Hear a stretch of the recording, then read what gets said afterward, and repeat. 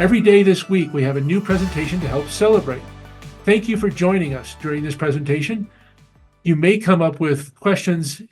If you do, please use the Q&A button at the bottom of your screen to send in your question, as all of you are muted on this presentation.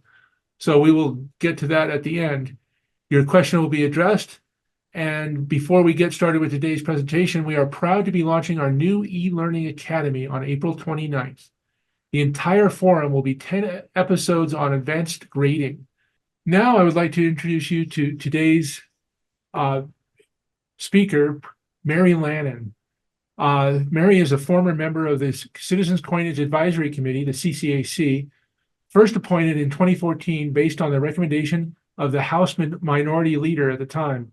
She is a life member of both the American Numismatic Society and the American Numismatic Association, and a member of the Royal Numismatic Society, the Swiss Numismatic Society, the San Francisco Ancient Numismatic Society, the Pacific Coast Numismatic Society, the Chicago Coin Club, and is currently serving as vice president of the New York Numismatic Club.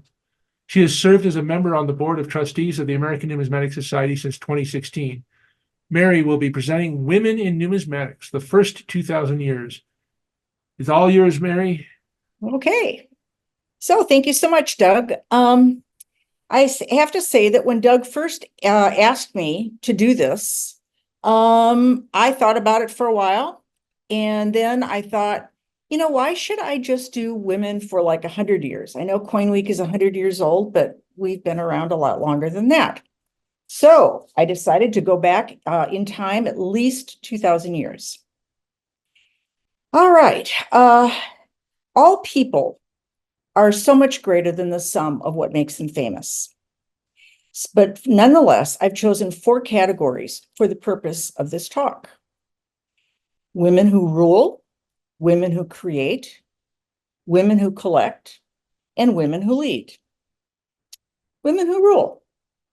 As collectors and researchers, we've become accustomed to seeing coins with women on the obverse. Perhaps we've even wondered about who they really were, and how did their likeness come to be on a coin, especially one from thousands of years ago? The answer, as usual, is war. At the tender age of 20, Alexander the Great set out to conquer the world, or at least those areas that constituted his world, from northern Macedonia all the way to India, and then south through Mesopotamia. He led an army of hundreds of thousands, conquering, destroying, and absorbing the cultures he met. His generals and his army left not only their footprints as they marched through these lands, but also their Greekness as they expanded the boundaries of the Hellenistic world. By the time he died of unknown causes in Babylon in 323 BC, he was just 32 years old. Because Alexander left no will or final instructions, the Diadochi, his former generals, fought for the next 40 years over the spoils of the kingdoms they had occupied. Then, as now, advantageous marriages between former rivals attempted to stitch the spear-won lands into a whole using something that we call a marriage web. It is because of this web we find the first women portrayed on coins, by using their portraits as reminders of past conquerors, present rulers, and the vessel by which future rulers would be born. They were not secondary. They were vital participants in kingdoms seeking to create dynasties. And one important thing to remember is that both men and women in these politically advantageous marriage webs could be married multiple times, depending on shifting power. One of the first women that comes to mind is the Ptolemaic queen, Arsinoe II, who lived from 316 to 270 BCE, dying at age 46. She was the daughter of one of Alexander's generals, Ptolemy I. Until almost the end of their 275 years on the throne, the Ptolemies ruled the vast regions of Egypt and attempted to add other areas to their control, as well as fostering relations with Carthage and Rome. In Arsinoe II's case, she was married 3 times. The first marriage was to one of the Diadochi, 60-year-old Lysimachus, when she was 15. He was 4 times her age. Her second marriage was to her half-brother, Ptolemy Keranos. And her final husband was her full brother, Ptolemy II. Ptolemy II was the son of Ptolemy I's third marriage to Berenike I. Sorry, confused yet? Arsinoe II was not an apolitical queen by any means. She attempted to murder Ptolemy Keranos, who then killed two of her children by Lysimachus. She escaped to Egypt to seek her other brother's protection. It is believed that she caused him to divorce his first wife, Arsinoe I. After marrying Ptolemy II, she ruled as a co-equal with him. We can see this on the left portion of the screen. She had her own cult and had towns dedicated to her. Coins were struck with her image alone and together with her brother. For our purposes here today, we can see her as one of the earliest female rulers featured on ancient coins in the Mediterranean world. But who was the first woman to rule in her own right? And what connection could she possibly have had with Arsinoe II? The answer, once again, is a political and practical one. Amastrus of Paphlagonia was also married to Lysimachus. In Amastrus' case, Lysimachus was her third husband, as she was widowed by the death of her second husband, Dionysus, the tyrant of Heraclea, a city located in Bithynia on the coast of the Black Sea. And if you look at sort of the southwest corner of the Black Sea, that's where Bithynia is located. The marriage to Lysimachus in 302 BCE was brief, lasting possibly only 2 years. He ended this marriage to marry Arsinoe II. But Amastrus came out of the marriage as a powerful woman, ruling as a tyrant in her own right in Heraclea. About 300 BC, she founded a city named after herself called Amastrus. It was somewhat to the east of Heraclea. She remained close to Lysimachus for the rest of her life. And he avenged her drowning by her 2 sons from her marriage to Dionysus by having them put to death in 284 BC. As we see on this coin, she is named Basilissa, or Queen. Before we leave the ancient Mediterranean, I'd like to talk about Cleopatra. But it's not that Cleopatra. It's the Seleucid kingdom's Cleopatra Thea, who lived centuries before the Cleopatra VII, who was the last Ptolemaic pharaoh. Cleopatra Thea was born about 164 BCE and was first married to someone named Alexander I Ballas, a Seleucid pretender, in 150 BCE. Ballas had been successful at conquering the then current ruler of the Seleucid kingdom, Demetrius Soter, and taking control of the entire Seleucid kingdom. Cleopatra's father, Ptolemy VI, offered her to Ballas not only to safeguard his kingdom, but, as was so often the case, to involve himself in the politics of a neighboring kingdom. Her marriage tetradrachm is proof who had the lineage and exalted pedigree in this marriage. Together, they had a child, Antiochus VI. Not happy with his son-in-law, who was handsome, arrogant, and possibly alcoholic, Ptolemy VI waded into the new Seleucid civil war between Ballas and Demetrius II, the son of the ruler Ballas had defeated. Initially on the side of his first son-in-law, he switched sides and helped Demetrius defeat Ballas. He next ordered Cleopatra to marry Demetrius II. But meddling proved fatal for Ptolemy VI, as he was wounded in the final battle between his daughter's first husband and her second husband, which was called the Battle of the Enoparis River. Cleopatra, Thea, and Demetrius II had at least 3 children, including Seleucus V and Antiochus VIII. Alas, Demetrius II proved to not be a very great ruler, and a sortie against the Parthian kingdom in the east in 139 BC led him to being held captive in luxury for almost a decade. Mithridates, his captor, wed him to a Parthian princess, Rhodogun, with whom he had children. In the meantime, the Seleucid kingdom was still divided, with a rebel general named Tryphon trying to bring it under his control. He was pitted against, wait for it, Cleopatra Thea's third husband, Antiochus VII, who was the younger brother of Demetrius II. And that marriage produced Antiochus IX. Antiochus VII's reign was devoted to reconquering areas lost to Seleucid control. he headed east to Parthia. And I believe he went there. I'm going to go against the historians. I think he went there to make sure his brother died because he was currently married to his wife. Oh, he didn't want to save him. Anyway, he was trapped by the Parthians and killed. In the meantime, the Parthian king at the time, Phraates II, sought to create instability in the fragile Seleucid kingdom and released Demetrius to return home. Do you like that beard that he has from Parthia? And he returned home to Cleopatra Thea. Disgusted by his return, Cleopatra and the rest of the Seleucid kingdom watched while he meddled in the politics in Egypt, certainly a vainglorious attempt to remain relevant. After taking the wrong side in a battle against Ptolemy VIII in Egypt, yet another pretender to the Seleucid throne, someone named Alexander II Zabinus, was sent to fight against Demetrius. Losing ground against the usurper, Demetrius II fled to the city of Ptolemais, where Cleopatra locked him out of the city. And so ended the life of Cleopatra's second and fourth husband.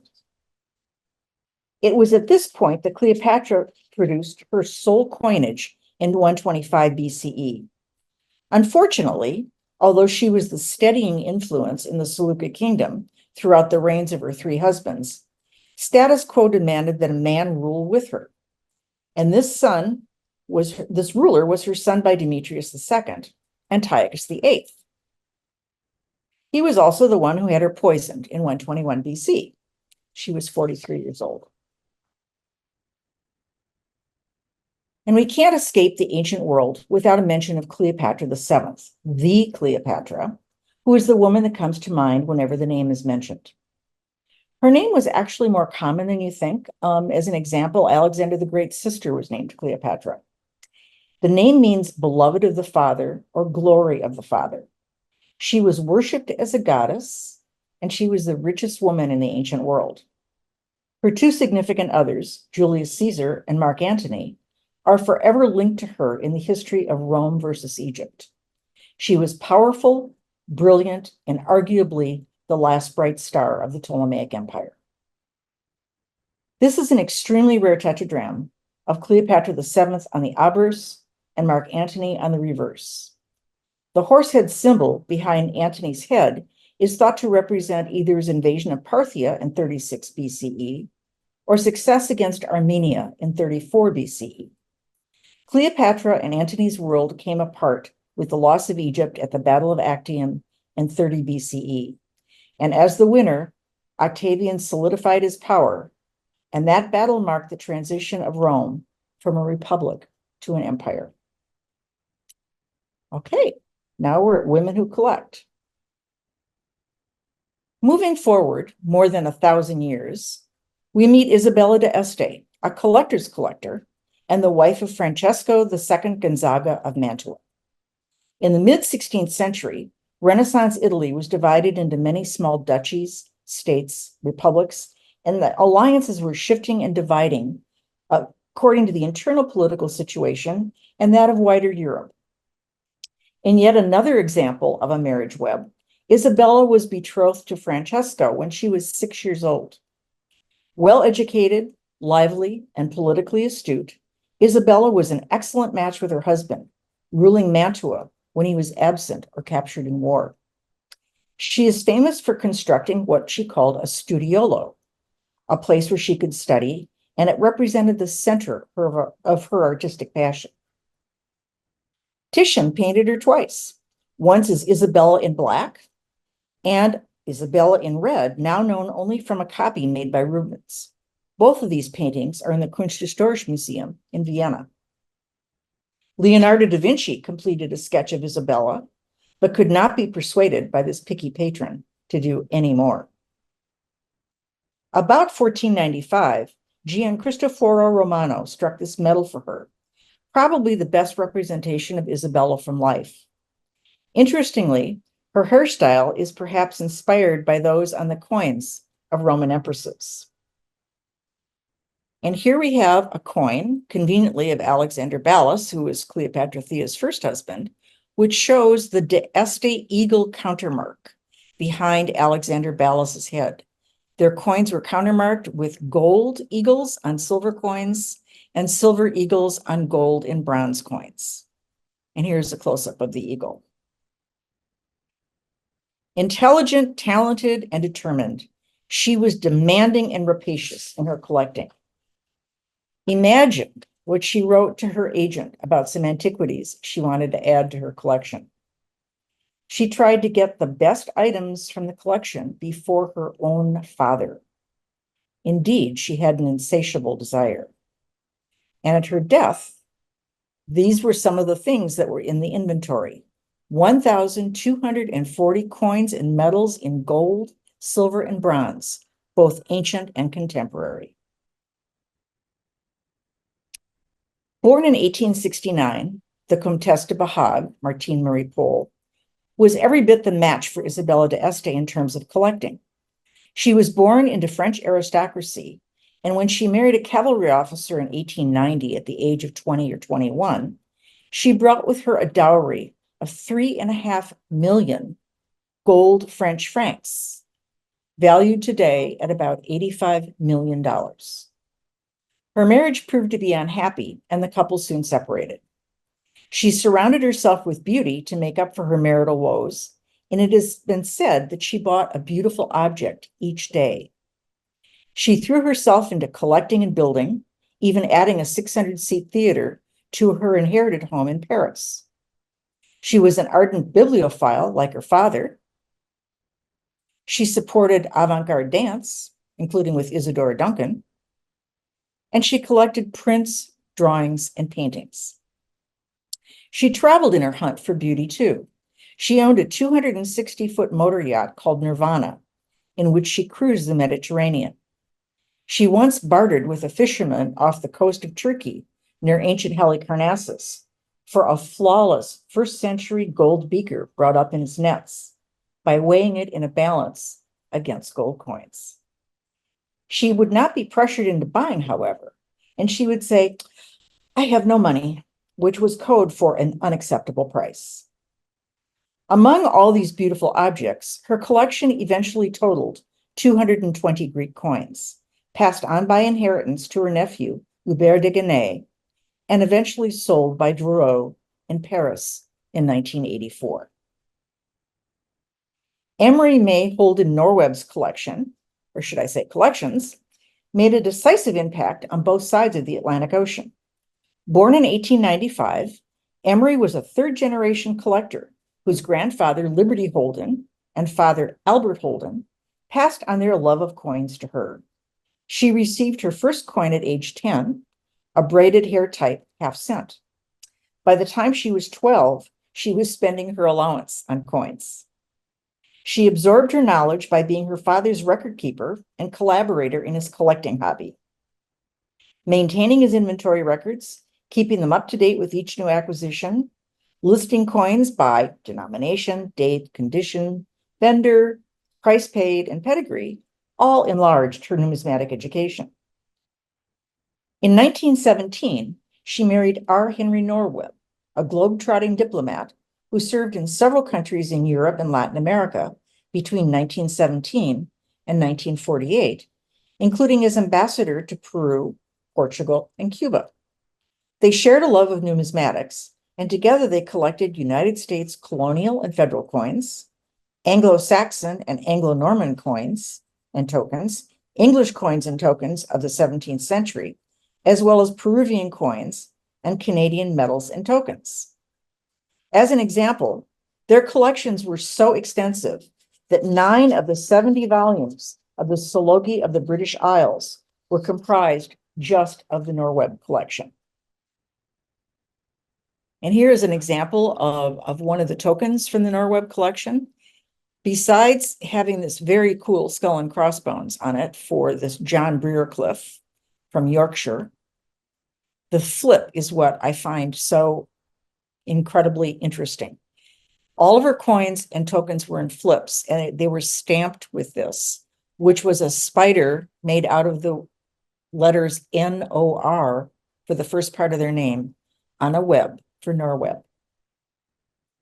They generously gave portions of their collections to the American Numismatic Society, the Smithsonian, and the British Museum. This brasher doubloon is a prized piece of Americana, now in the collection of the ANS. The Smithsonian received this 1913 5-cent coin from the Norweb collection, with a pedigree going back to 1919 with Samuel W. Brown through Colonel E.H.R. Green, and it was even part of the King Farouk collection. Another famous 20th century collector was a shy and brilliant woman by the name of Olga Napke. She's a collector I'm still researching, as that there are almost no contemporary photographs of her. She was born in New York in 1917 and died in Newtown, Connecticut in 1991. She left a remarkable art collection, as well as a coin collection, eventually sold by Glendinnings's in 1986. One of the truisms of numismatics is that it takes a lot of new money to buy old money. Ms. Napke earned her fortune by being a chemist and one of the founders of Argus Chemical Company of Brooklyn, New York. In the late 1950s and early 1960s, less than 4% of all patents were held by women. According to the official Gazette of the U.S. Patent Office, she had 12 patents. She bought the coins for their beauty, history, and pedigree. Although there were only 377 coins in the sale, there were and are some of the finest examples known and had been passed on through to her collection from such famous collectors as Vlasto, Nigler, Grand Duke Mikhailovich, Lockett, Potsy, Robert Jameson. Her discerning taste, with a nod to those who collected before, ensure the contemporary auctions of her coins continue to reach high prices. Women who create. Were women still on coins? Yes, but they were also behind creating, modeling, and producing coins and medals.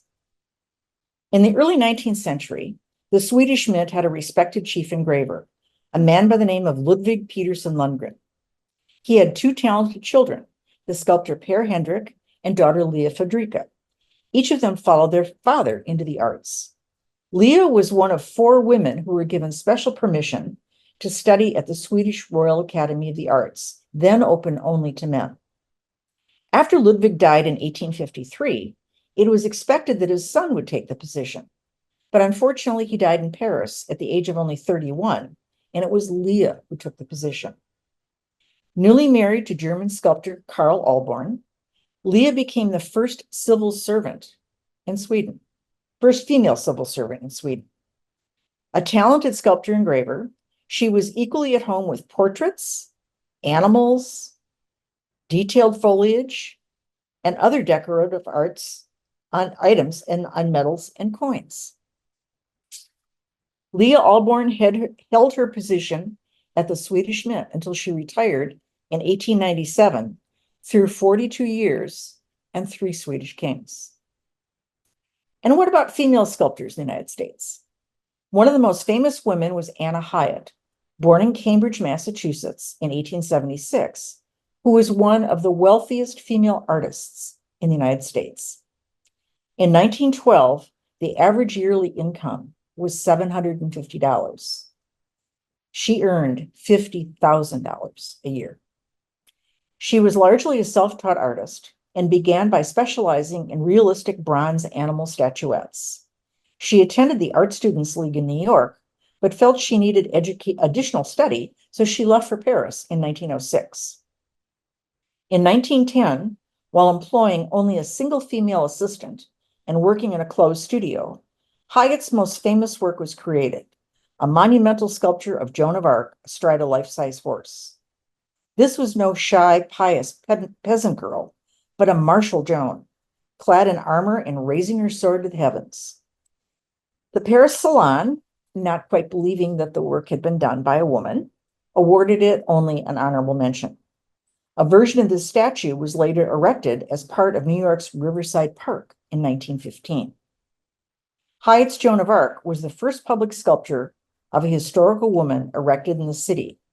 It was also the first statue sculpted by a woman in New York. And Joan of Arc was in the time of women's suffrage in the 1919, 1920. She was held up as a symbol of suffrage by both women in Europe and women in the United States. And so it's very fitting that Anna did this. In 1927, Anna also sculpted El Cid at the Hispanic Society of America, which had been founded by philanthropist Archer Huntington in 1904. And in 1909, the American Numismatics Society became a neighbor of the Hispanic Society, building on land gifted by Huntington. On their joint birthdays, March 10th, 1923, Anna Hyatt married Archer Huntington. Among their many joint accomplishments, the couple started Brook Green Gardens in South Carolina and the Mariners Museum in Newport News, Virginia. Born in 1889, Laura Garden studied sculpting at the Art Students League in New York City with James Earl Fraser. She was a brilliant student, winning the St. Gaudens Medal in her first year, a scholarship in her second year, and the notable St. Gaudens Figure Prize in her final term. She was an instructor at the League under Fraser from 1910 to 1912. In 1913, she and Fraser married. Their careers were joined on the Oregon Trail Memorial Half Dollar, first issued in 1926, with James sculpting the obverse of the wagon and Laura sculpting the Native American reverse. But for me, her most important sculpt for a coin was that of George Washington for the obverse of the $quarter. After winning a design competition ordered by Congress, the Secretary of the Treasury, Andrew Mellon, picked the runner-up, the familiar design by John Flanagan with Washington facing left. First used in 1932, the design was replaced in 2022 by the actual first place winner, the right-facing portrait of George Washington. 90 years later, this obverse became part of the inaugural series of the U.S. Mint's American Women $quarter, which are struck from 2022 through 2025. It's about time. Women who lead. Dr. Ellen Feingold is the curator of the National Numismatic Collection at the Smithsonian's National Museum of American History. She received her doctorate in philosophy and history and master's in economic and social history from the University of Oxford. Her research interests include the history of money and monetary objects, counterfeiting and forgery, and legal institutions and the administration of justice. Her recent exhibits include the Smithsonian's permanent money gallery called The Value of Money and its children's money gallery called Really Big Money. The National Numismatic Collection is comprised of approximately 1.6 million objects and is thought to be the largest collection of money and transactional objects in the world. Kim Kick needs no introduction for all of you who signed up for this Coin Week. She is executive director of the largest nonprofit numismatic organization in the world, the American Numismatics Association, which began in Chicago in 1891 and has been in Colorado Springs since 1967. She has had a 40-year career with the ANA, and many of the organization's 24,000 members have met Kim one way or the other at summer seminars or the National Money Show or the ANA World's Fair of Money. The American Numismatic Society began in 1858 in New York, and Dr. Uta Wartenberg served as the executive director for over 20 years and is currently the first female president of the board of directors. She oversees a staff of 20 and a collection of 800,000 objects from the 7th century BCE to the present, and the library has over 100,000 books, periodicals, and catalogs. She is a Rhodes Scholar and received her PhD from Oxford University. In 2019, she was elected chairperson of ICOM, the International Committee for Money and Banking Museums. She has served on the committee of the International Numismatic Council since 2015 and will lead the 2027 International Numismatic Congress in Frankfurt. So, how long do you think the longest mint director served? The answer is 20 years, and Nellie Taylor Ross was the person. She was also the first female mint director, and she was appointed by Franklin Roosevelt in 1933 and served 5 full terms all the way through 1953 under Eisenhower. Ross was also the first female governor of a state, Wyoming. She's known for the Franklin half dollar and for making proof sets for all of us who collect. This remarkable woman lived to be 101. And here is a list of the 7 women who have been directors of the United States Mint.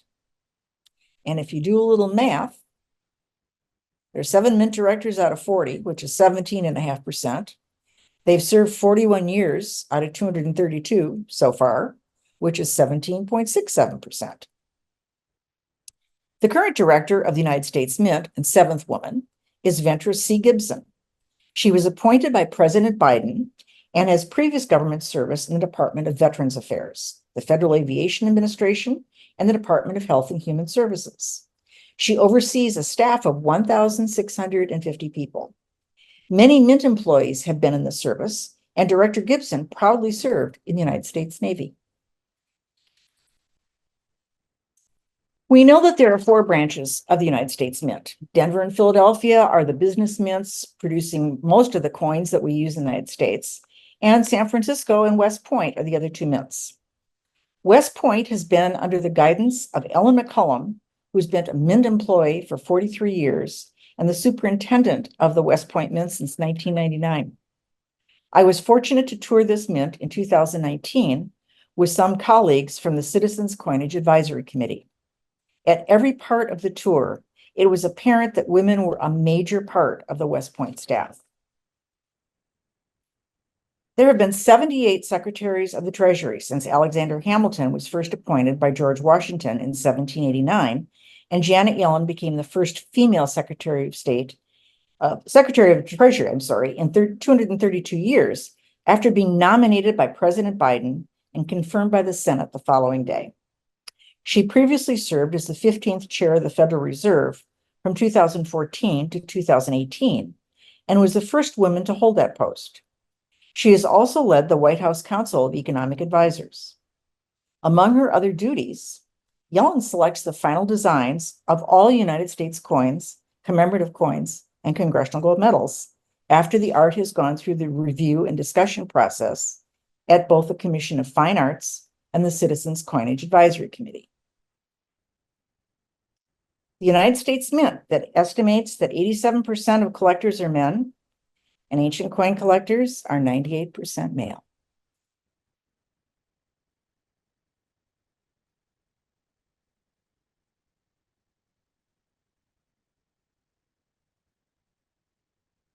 Okay. Okay. Any questions? Well, thank you for a great presentation, Mary. This was excellent, and I learned a lot actually about the role women have played in certain areas. I hadn't realized how important they've become as directors of the Mint over the years, from a great start with Mary Taylor Ross. Yes. But thank you. Our Numismatics are being recorded and will be available to our members on our new e-learning academy at the end of April. Please be sure to check for future programs on our website at money.org. In the meantime, if you have any questions, please post them on our Q&A. Right now, thanks for Tom Zorn, 90 slides in 30 minutes. Wow, that's You didn't believe me, did you? But if you do have any questions, please post. Let's see. So Mr. Harshani asked, why such a great disparity between men and women?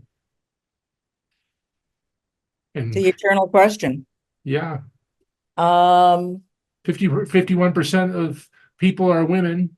No, it's actually men are a little bit ahead. I think they're 51% men and 49% women. Oh. But it's just that depending on where you are in society or your empire or whatever, it was very difficult for women to get ahead. And I think you saw what it takes for women who collect is that they have to have an outside source of money.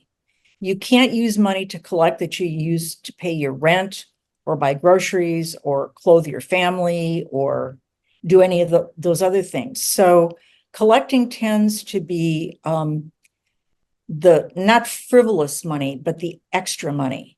So these women really, really, really collected. Can you imagine having $85 million at your disposal, like the Comtesse de Bahag?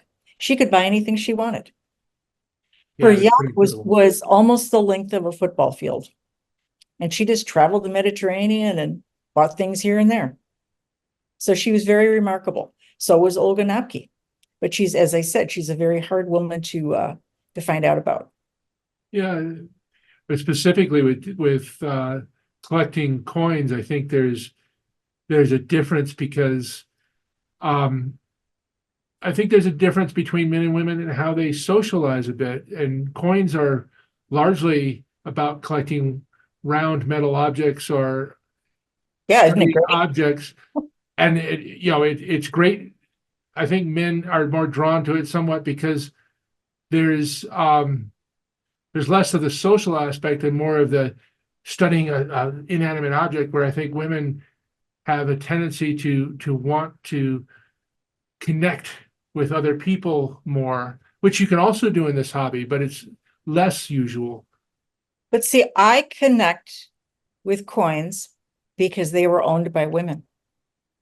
Yeah, So I get to go all the way back and investigate their lives and imagine what it was like when somebody offered them a coin. I mean, we're very lucky today. You know, we can look at auctions online. We don't have to sit by the mailbox and wait for the catalog to come, although that's awfully fun. But we can see whatever we want on our computers. And somebody like Comtesse de Bahag, you know, even even Olga Napki probably had to be brought coins by dealers and said, you know, this just came in. Would you like to take a look at it? Knowing what their interests were, knowing what their hobbies were. And so it was a completely different way of doing business. absolutely. It's interesting how that has changed over time. I mean, I remember having a dealer that happened to live fairly nearby. He would come to my house occasionally Mhm, to show me coins, mhm. uh, which that's practically unheard of.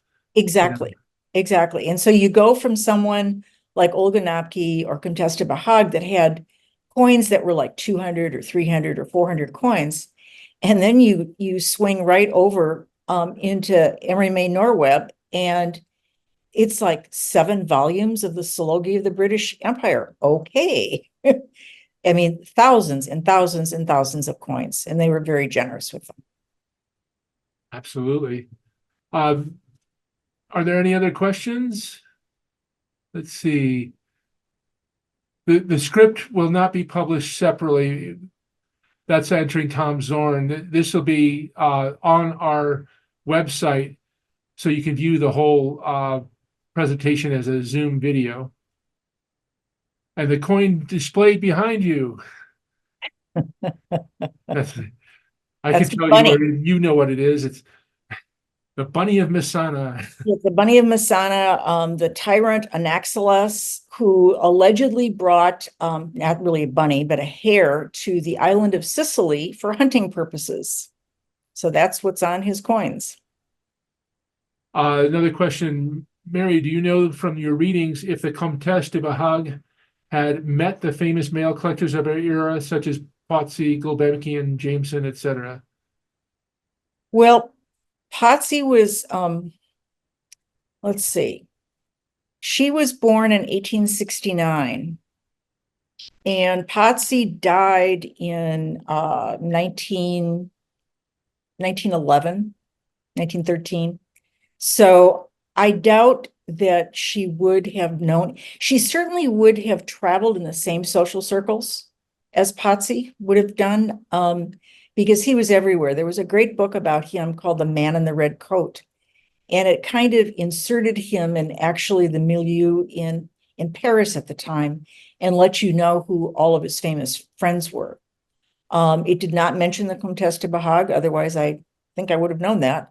But they were certainly of the same era. I don't think that they met each other though. Okay. Mr. Harsani asks again, but don't men constitute over 90% of ancient coin collectors? I would think women would be attracted to the beauty of coins. We are. And that's why we bid on them at auction. There are more and more. Yes, it's become more common, and women are certainly no slouches in recognizing beauty. So I don't think that's nothing that holds them back from collecting coins for certain. Well, the history is just wonderful. So it's a little piece of art that you can carry around. Yep. I think that's all we have as far as Okay. questions, and I several thank you people for the think- invitation, Doug. This was fun. Yeah, thank you for being willing to do this. This is a great addition to our series for this year's National Coin Week. So I appreciate it greatly, and I love to see something that's on a topic that we don't generally hear much about. So this is excellent. Thank you All very right. much. You're welcome. Bye-bye. Good night. All right, have a good night.